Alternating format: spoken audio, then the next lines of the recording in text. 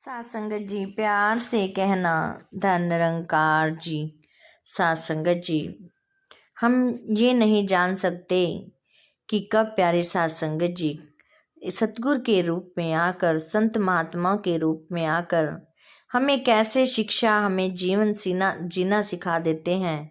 सात संगत जी, हम पता भी नहीं चलता कि किस रूप में आकर हमें एक शिक्षा मिल जाती है और कैसे हम अपने सतगुरु के गुणगान कर लेते हैं।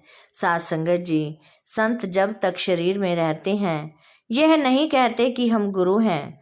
सात संगत जी, हमेशा ही बाबा जी भी प्यारी सात संगत जी हमें जब भी विचारों में करते थे कि अपने आप को दास ही कहकर करते थे।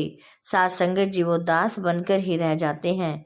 सात संगत जी, लेकिन हमें सात संगत जी किस तरह उनकी दर्शन और प्यारे सात संगत जी कैसे हमारा जीवन तार देते हैं। एक बार क्या प्यारे सात संगत जी दासी उदाहरण के लिए सात संगत जी बताएगी कि रानी इंदुमती काशी में कपड़ा बुनकर अपनी जीविका कमाने वाले संत कबीर की अनन्य भगत थी। जब कबीर साहिब रानी इंदुमती को सचखंड ले गए तो उसने देखा कि वहां भी वही कबीर साहिब कुल मालिक हैं। कहने लगी, अगर आप मुझे मृत्यु लोक में ही बता देते तो इतनी मेहनत करने की क्या जरूरत थी। कबीर साहिब ने कहा, क्या तू वहां मुझे मानती, कह देती कि यह तो एक मनुष्य है जो कहता है कि मैं सत्पुरुष हूँ। अगर संत कह दे कि हम ऐसे हैं तो कोई नहीं मान सकता। सात संगत जी, संत जो ताकत लेकर आते हैं उसको जाहिर नहीं करते बल्कि चुप रहते हैं। इसलिए मतलब यह है कि लोगों को संतों की खबर ही नहीं होती कि वे क्या हैं, किस देश से आते हैं। अगर खबर होती तो क्या गुरु नानक देव जी से चक्की पिसवाते, दूसरे अन्य संतों से ऐसा व्यवहार करते। प्यारे सात संगत जी, वही है कि हम नहीं पहचान सकते, हम जान नहीं पाते कि कौन से संत हमारे लिए प्यारे सात संगत जी कैसे हमारे जीवन को बदल देते हैं। सात संगत जी, मैं केवल तेरी मौज में ही जीता हूँ, मेरे होंठ केवल तेरा गुणगान करने के लिए ही हिलते हैं। हे प्रभु, जो कोई भी तुझे वास्तव में जान लेता है तेरे सिवाय सब कुछ त्याग देता है।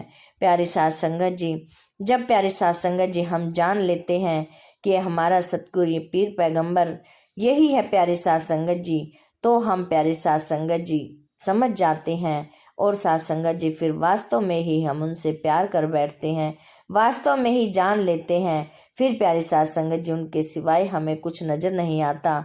सात संगत जी, ऐसे ही दिल्ली से थोड़ी दूर पिरान कलियर गांव में भीख जी अच्छे कमाई वाले महात्मा हुए करते थे। उनका एक तालिब एक दिन दिल्ली के बाजारों में मुर्शिद के इश्क में मस्त था, या भीख के नारे लगाता हुआ जा रहा था। पास से एक काजी निकला और बोला, अरे काफिर, क्या बकता है तू, खुदा कह रसूल कह यह भीख कौन है। फिर पूछा, तेरा नाम क्या है, जवाब दिया भीख। फिर पूछा, तेरा रब कौन है, कहने लगा भीख। तेरा रसूल कौन है, तो कहने लगा भीख।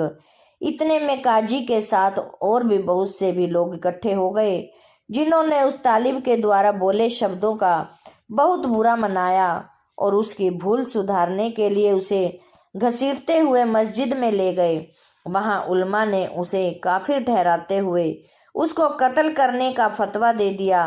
उस जमाने में यह नियम था कि कत्ल के फतवे के ऊपर जब तक बादशाह दस्तक ना करे तब तक मुफ्ती कत्ल नहीं करवा सकते हैं।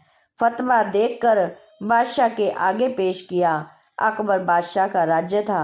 अकबर ने देखा कि यह तो कोई मस्त है, इसका कत्ल मुनासिब नहीं है।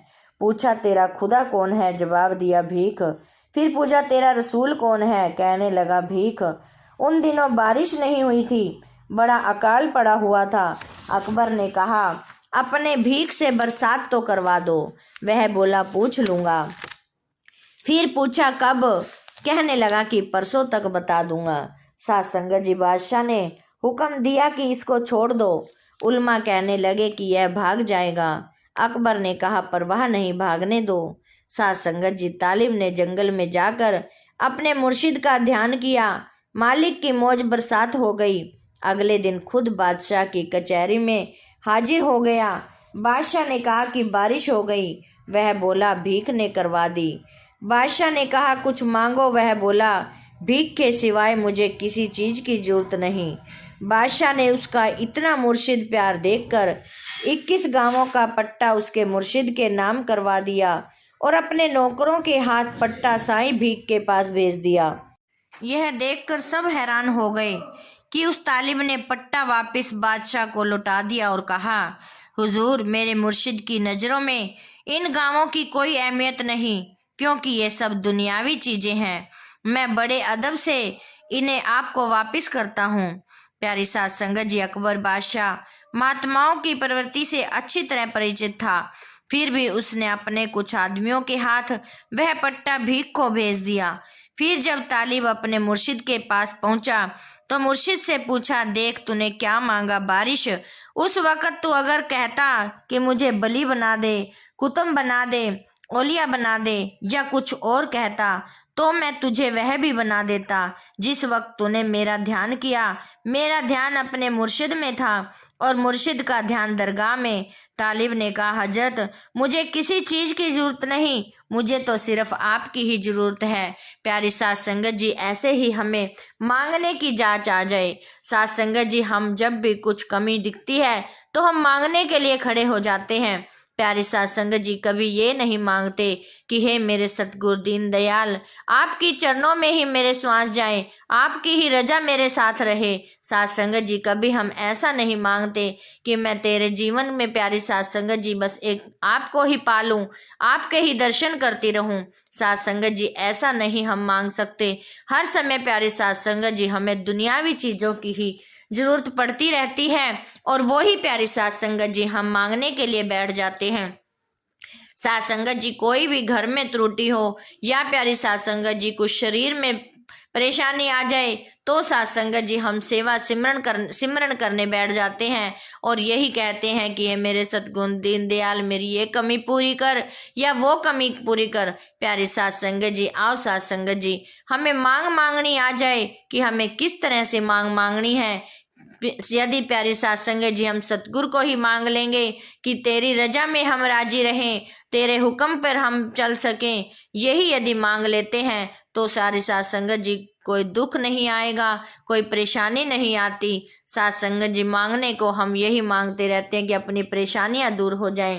प्यारे साध संगत जी, इसीलिए हमें मांगने की जांच भी आ जाए कि हमें कैसे मांगना है। अपने सतगुरु को मांगना है कि हे मेरे सतगुरु, यदि आप हमारे साथ हैं तो हमारे साथ कोई दूर दूर तक कोई कष्ट नहीं आ सकता, कोई परेशानी नहीं आ सकती।